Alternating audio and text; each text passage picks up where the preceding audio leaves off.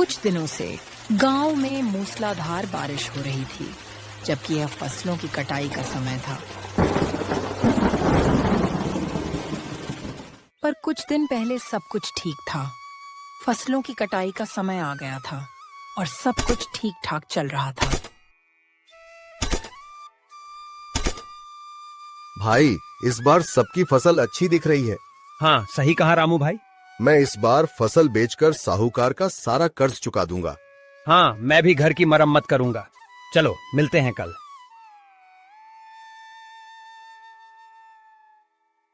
हे भगवान, इस बार बरसात सही समय पर हो जाए तो सबका भला हो जाएगा।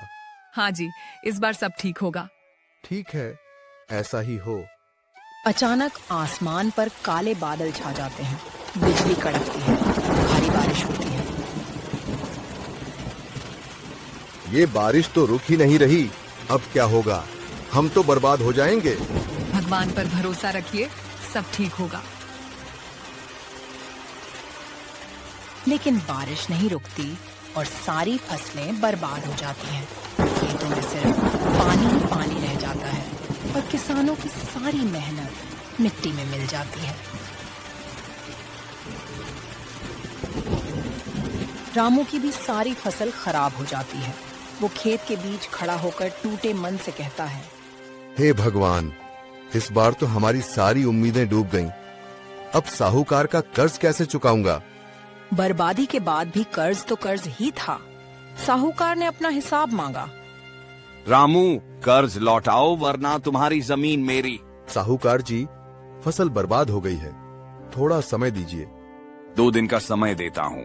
अगर पैसे नहीं लौट आए तो तुम्हारी जमीन मेरी। रामू बेबस था।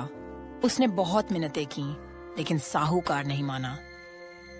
रामू घर वापस आता है और सारी बातें अपनी पत्नी को बताता है। 2 दिन का समय दिया है साहूकार ने।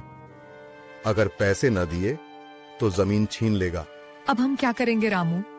ये घर, ये खेत ही तो हमारी सारी उम्मीद थे। रामू चुपचाप बैठ जाता है। उसकी आंखों में आंसू छलक आते हैं। 2 दिन बीत जाते हैं और पैसों का इंतजाम नहीं हो पाता। मजबूर होकर रामू अपनी जमीन साहूकार को दे देता है। अब ये जमीन मेरी हुई। देख लिया, कर्ज न चुका पाए तो क्या होता है। रामू चुपचाप वहां से चला जाता है। उसके कदम भारी हो चुके हैं, आंखों में आंसू हैं और दिल पर बोझ।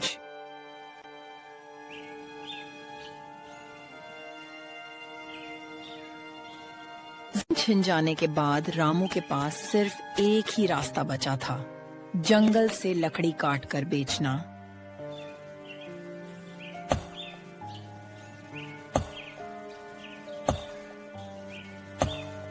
रामू रोज लकड़ियां काटता और उन्हें घर ले जाता।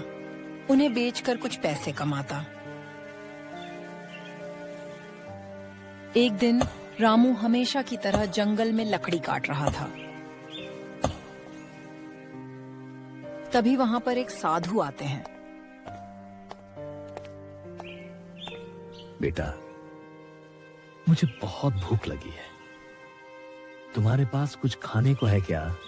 नहीं साधु महाराज, मेरे पास खाने को तो कुछ नहीं है, पर मेरे पास 5 रुपए हैं। आप पास के ढाबे से भोजन कर सकते हो। रामू के पास और पैसे नहीं थे, फिर भी उसने वो 5 रुपए साधु को दे दिए।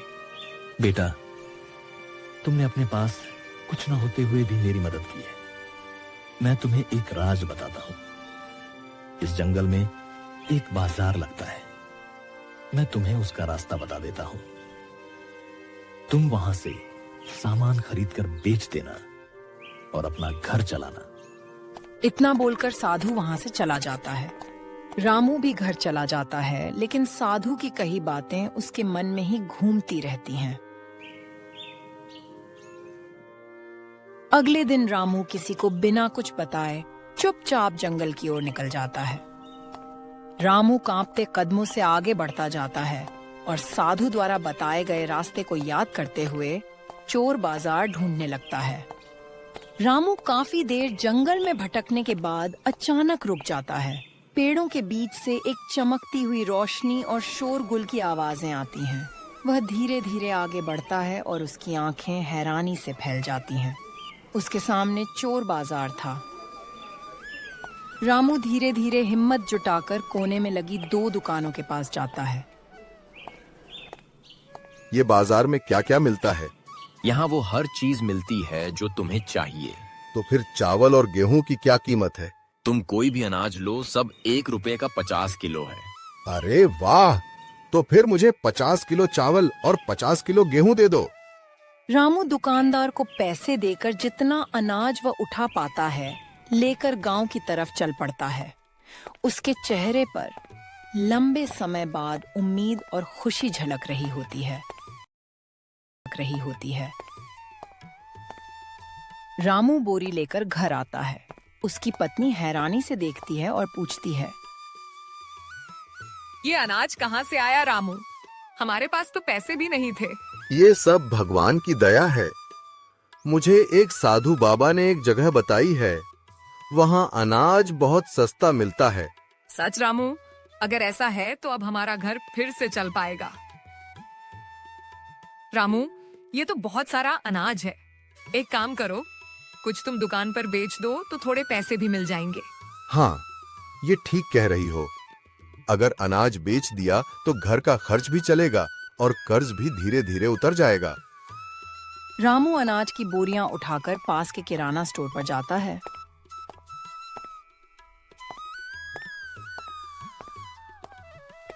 रामू बोरियां बेच देता है और उसके हाथ में अच्छे पैसे आ जाते हैं। उसके चेहरे पर संतोष और उम्मीद की चमक आ जाती है।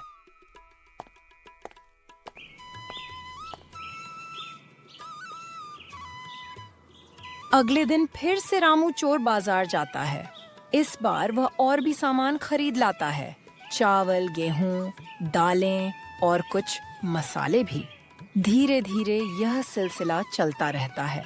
रामू हर बार बाजार से बोरी भरकर सामान लाता, गांव में बेचता और अच्छा मुनाफा कमाता।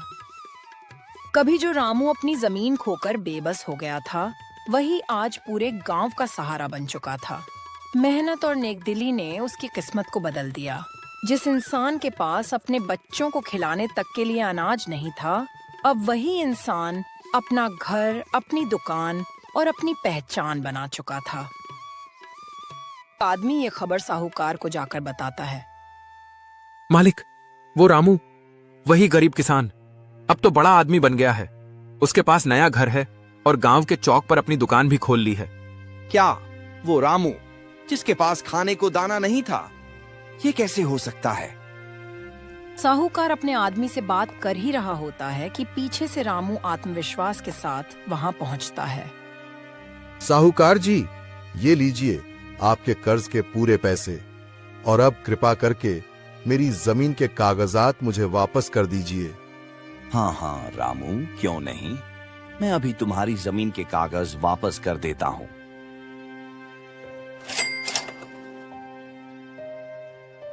धन्यवाद साहूकार जी, अब मेरी जमीन मुझे वापस मिल गई।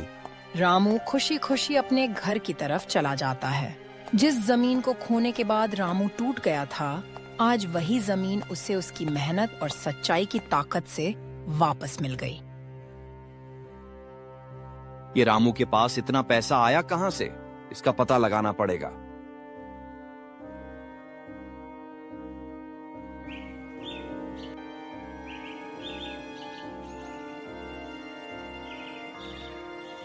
अगले दिन जब रामू चोर बाजार के लिए जंगल की ओर निकला, तो उसे ये पता नहीं था कि कोई उसकी हर हरकत पर नजर रख रहा है। साहूकार चुपके चुपके उसका पीछा कर रहा था। ओह, तो रामू यहाँ से माल खरीदता है। ठीक है, कल मैं भी यहाँ आऊंगा और सोना खरीद लूंगा। फिर देखता हूँ कैसे रामू मुझसे आगे निकलता है। और साहूकार चुपचाप अपने घर लौट जाता है, ये सोचकर कि वह कल आएगा जब रामू वहां नहीं रहेगा।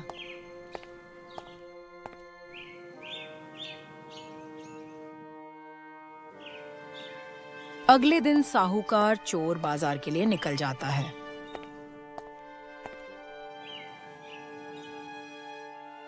अरे, ये चोर बाजार किधर गया? कल तो यहीं था। साहूकार इधर उधर देखता है, लेकिन उसे कुछ भी नहीं मिलता। वह हैरान और गुस्से में खाली हाथ अपने घर वापस चला जाता है।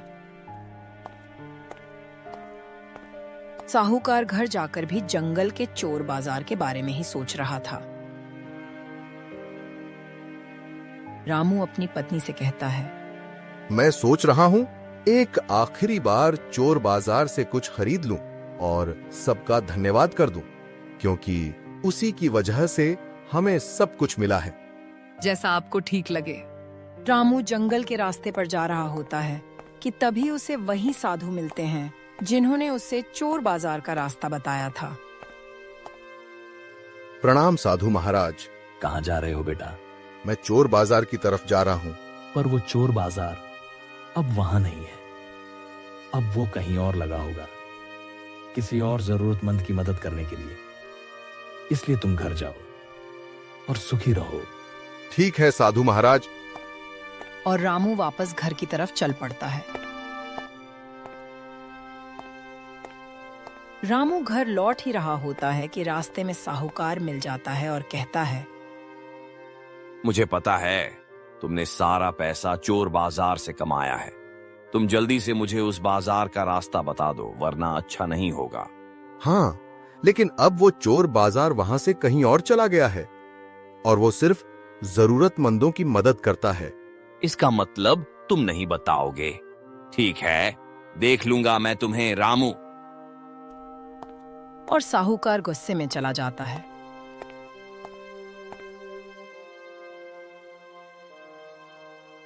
अगली रात जब रामू अपनी दुकान बंद करके घर चला जाता है,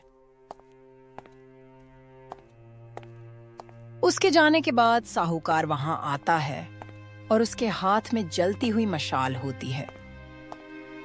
और गुस्से से तिलमिलाया हुआ साहूकार आधी रात को चोरी छिपे रामू की दुकान को आग लगा देता है। जैसे ही वह भाग रहा होता है, गांव का सरपंच उसे देख लेता है, पर तब तक दुकान बर्बाद हो चुकी होती है और साहूकार भी वहां से भाग जाता है।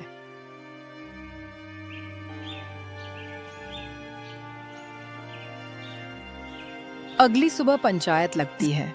उसमें साहूकार और रामू को भी बुलाया जाता है। सुबह सुबह पंचायत क्यों बुलाई गई है? कोई जरूरी विषय है क्या? हाँ, कल रात किसी ने रामू की दुकान जला दी है। उसी बारे में सब चर्चा कर रहे हैं। ये रामू की दुकान किसने जलाई? साहूकार जी, इतने भोले मत बनो। कल मैंने तुम्हें रामू की दुकान जलाते हुए देख लिया था। और हाँ, कल ही इसने मुझे धमकी भी दी थी। बोलो साहूकार, तुम्हारा क्या कहना है इसके बारे में? हाँ, मैंने ही गुस्से में आकर रामू की दुकान जलाई थी। मुझसे उसकी तरक्की देखी ही नहीं गई। साहूकार, तूने जमीन छीनी, कर्ज के नाम पर लूटा और अब दुकान भी जला दी। तू गांव में रहने लायक नहीं है।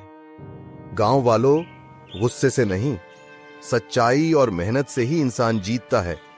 साहूकार ने अपनी गलती मान ली है, अब उसे माफ कर दो। हाँ, पर साहूकार, तुम्हें रामू की दुकान दोबारा बनवानी पड़ेगी और गांव के सब किसानों का कर्ज आधा करना पड़ेगा। ठीक है, जैसा आप सब कह रहे हैं वैसा ही होगा। अन्याय चाहे कितना भी बड़ा क्यों न हो, जब लोग एकजुट होकर खड़े होते हैं तो सच की जीत और बुराई की हार तय हो जाती है।